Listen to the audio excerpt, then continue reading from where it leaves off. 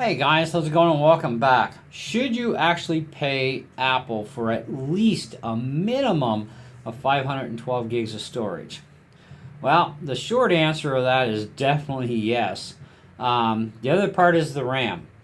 This is a base model Mac Mini M1, but it doesn't matter. Any base model Mac that Apple sells, 8x256, seriously, I mean, the RAM is kind of an interesting way, the way it works with Mac OS Sonoma 14.11, especially with game mode. And so the operating system generally chews up about 5 gigs of RAM just to get to the desktop here. And when you play a game, it goes into game mode and it turns a lot of stuff off in the background that, well, you don't need, and it prioritizes your gaming, which is great. When you quit the game, of course, now the operating system only uses a little over 3 gigabytes of RAM all of a sudden, and it's going to remain that way, so these tasks don't get turned back on. And we have no idea what they're hooked into, right? At least until we fire up a program that says, you might want to restart your computer, probably, is what will likely happen. But anyways, I do firmly believe that your configuration should not be anything less than 16 gigs of RAM and nothing less than a 512, to be honest. Now, I've freshly loaded this M1 Mini again tonight, and we're up to running Sonoma 14.11. And you'll notice if you read carefully here in our info window, we have 213 gigs of available space. Now, when you buy a computer brand new from Apple, you are going to take it out of the box, fire it up, sign in. You're going to have GarageBand there, iMovie, you're going to have Keynotes, Pages, Numbers, and a couple of other programs, along with everything else, okay? When you reformat the drive and you reload it, you won't have any of those programs. They will need to be separately downloaded, and we did that experiment as well. And by the time we did the updates for GarageBand, which was about 20, probably about 22 gigs that came down, our available space as a normal loaded up computer, okay, and with GarageBand being updated, we were sitting at about 60 gigs free, which is nothing. I mean, we didn't even get a word processor put in here. Doing video editing as far as, very small files, even if it's a 20-minute video and you're doing very basic, like clip, add for your intro, outro, you could get away with that to a certain point. And I know a lot of YouTubers, like to stress, well, you could just put an external drive on, do all your video editing there. Sure, go ahead, do that sort of thing. It's fine. You know what I mean?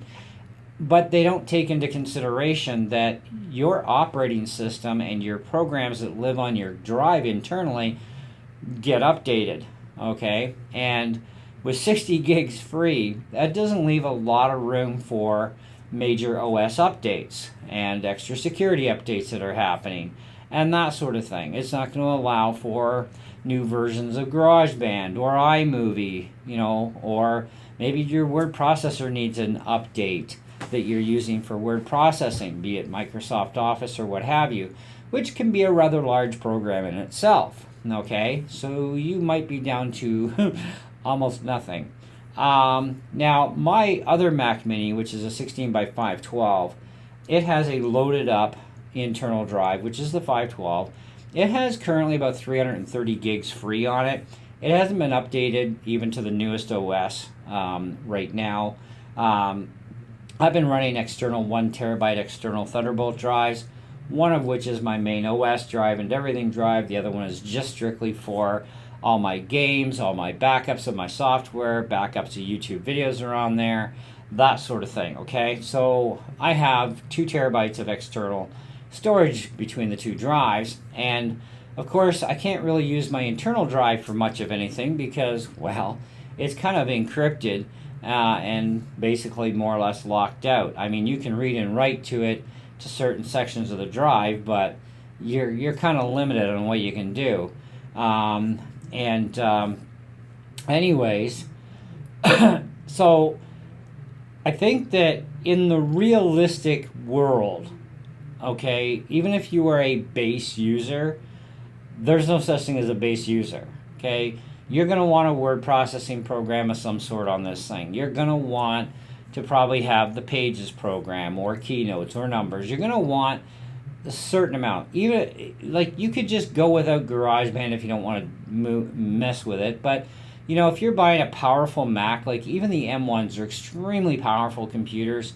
If you're buying this sort of technology, you got to make use of it, and you're going to want to make use of it down the road. And you honestly can't make use of it if you only bought a base model machine, and you're not going to get a lot of use out of this thing, period, with not having a lot of leftover drive space left over. So it does make life a little on the difficult side with being 8 by 256. Now I did pull an experiment where I ran my external 1 terabyte drive here as a boot drive, loaded up all my programs. I can load this thing exactly identical to my main Mac Mini and not have any issues for drive space. I'll have plenty of leftover space. However, it means that I also have to keep all my games on that drive and everything else, unless I want to put another drive on, right? Another external drive. And in my case, I can't because I'm using my other Thunderbolt port, because I only got 2 of them. I'm using the other Thunderbolt port as my display going to my monitor here, which is a 32-inch, 165 hertz 2x4K display. And so, it's the only way I can get 165 hertz. Now, if I wanted to settle for 144 hertz refresh, then I could go off my HDMI port and go to an HDMI bus. And that would be fine, except this monitor already has that HDMI port being taken up by my Windows laptop because I use the same screen for gaming, where I have a separate 4K display specific at 60 hertz on my main Mac Mini. So it kind of begs the question,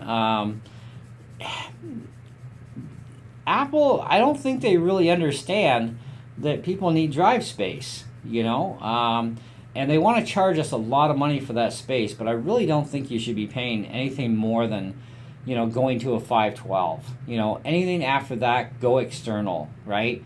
And you'll be fine, right? And that would be good, because then at least you know that your main drive is going to be your boot drive. It's going to contain the majority of your programs. You're going to have lots of space left over for the next 5-6 years, no problems.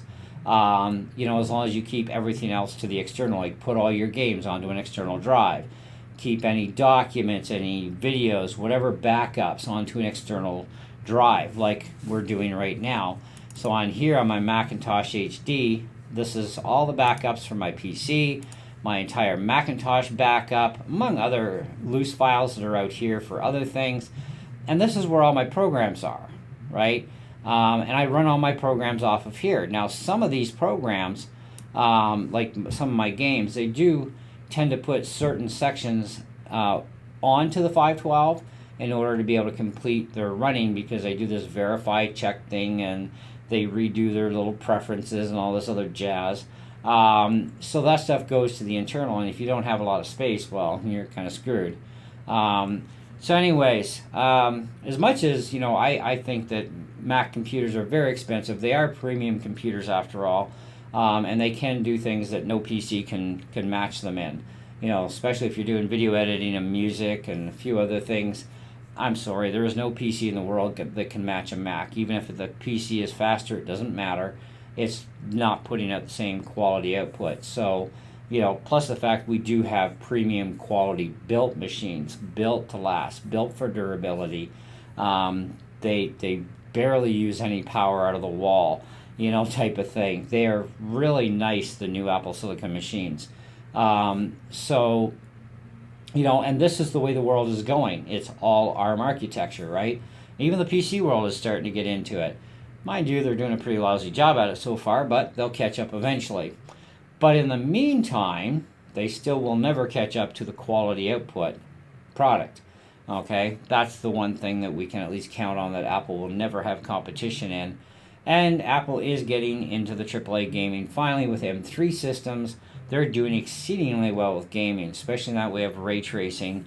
That is like a big bonus to the gaming side. but the space on the drives, this is a huge, huge issue. RAM, I did a video recently because a few others did too, where Apple's trying to say that 8 gigs is equivalent to 16 gigs on a PC. Well, if that's the case, that sucks too, because honestly, I bought my PC with 16 gigs of RAM, half a terabyte of storage, and I had to do several $100s worth of upgrades because 16 gigs was barely enough to even play Cyberpunk 2077. 32 gigs was a little nicer. 64 gigs, it's actually playing fantastic, as are my other heavier duty titles that I play on my PC. These are games that will not run currently on the Mac because they're not Mac games. But some of them I can convert to run on the Mac, and some of them work really good. Some of them just still suck completely.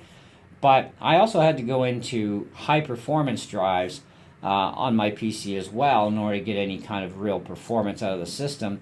And you know what? Even doing video editing with 64 gigs of RAM, 2 terabyte main drive that's running over 5,000 megabytes per second, my PC is still over 3 to 5 minutes behind my M1 Mac Mini 16 by 512. And it would be exactly the same with this as long as I kept the file size structure the same, on this thing. So it's kind of like, and I got like almost 3K tied up into that PC, which cannot compete with my Mac in video editing and music and the other things and photography and so on, right? Just no quality there. And you would have to run an external screen in order to get a better resolution than 1080p. Definitely would have to run a better kind of camera because the 720p webcam in it sucks garbage, right? Where we use our iPhones as continuity cameras and they work better than any webcam that exists on the planet. So, but anyways, you get the idea here, right? So if you're looking to go buy a Mac nowadays, especially brand new, but even a used M1, M2, consider this. 16 gigs bare minimum, okay, for RAM. If you can jam more into it when you're buying it from Apple directly, jam more RAM in. RAM is priority number 1, okay? Priority number 2 is definitely a bare minimum of a half a terabyte of storage. Yes, we have 209 gigs free right now, but by the time I finish downloading all the extra programs, I'm back down to 60 gigs again, which is not going to be suitable enough to do future updates for the OS, future GarageBand updates. I can't even get Logic Pro installed with its updates. There's not enough drive space. That's a 60 gig download for all the sound files just for Logic. And it's like, there goes my drive. It'll probably come up with an error saying not enough drive space.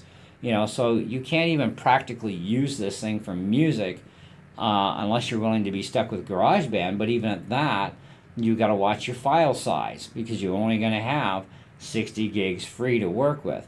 And that's still no word processor on the computer yet. So, and I like to use OpenCore, or not OpenCore, but OpenOffice, and because it's the substitute for Microsoft Office, and it's a lot smaller than Office is too, and actually better. But I can't even get that on here without chunking down a pile of more drive space. So think about that before you buy a base model Mac. What are you paying for? You're paying a lot of money for not enough RAM, not enough drive space to even barely crawl with for even 2 years, right? But you could easily go 4, 5, 6 years with 16 by half a terabyte configuration. Anyways, that's where we're going to end the video on this one. I don't have too much more experiments to do with this base model Mini, but I thought I'd show you guys what it's like when you just format and load what you get, what you're not getting, and I know some people are going to say, well, I don't need to play with GarageBand anyways. Well, that's you. There's 8 billion freaking people on the planet, okay? And I'm sure out of the amount of market share that Apple holds and systems that they sell, a vast majority of people are going to screw around with GarageBand, and they're going to want to, So, and if they're buying computers with 8 by 256, well, they're going to be thoroughly disappointed in the amount of space left over. And you do always have to keep space free on the drive because virtual swap will kick in from time to time, especially if you only got 8 gigs of RAM. I have yet to kick swap yet with 16 gigs of RAM on my computer, and even once in a while I run DaVinci Resolve, which is a really honking program compared to iMovie, and I've never once got into virtual memory. But I'm also not a heavy-duty video editor too, so I haven't pushed my luck that far yet. But that is stuff that I want to start getting into in 2024, is to be more jazzy with my videos and, you know, add to them more, if you know what I mean. But anyways, that's where we're at. So take it for what it's worth. Make your decision wisely before when you go to buy a new Mac computer. Pick wisely, because otherwise you could find yourself in a really bad boat. And for the record, M1s, M2s, they're not holding value. They're not like Intel's used to, and Intel's don't anymore. They're like to the toilet, okay? Even though a lot of people still want a lot of money for them, which is stupid because they're not worth anything. But the M1s, the M2s, they're depreciating value way faster than what the Intel Macs ever did, you know? And we have M3s out now. We're going to get M4s in 2024, right? So that means the M1, M2, M3 all going to go down. And M1s, they're going to be almost worthless by the time the M4 gets released, you know? So it's kind of like there's going to be an awful lot of base model computers out there, which are still extremely powerful computers. These are fantastic systems, but they do have their limitation like any other computer, right? So every chip series is going to have its limitations. But anyway, that's a wrap. See ya.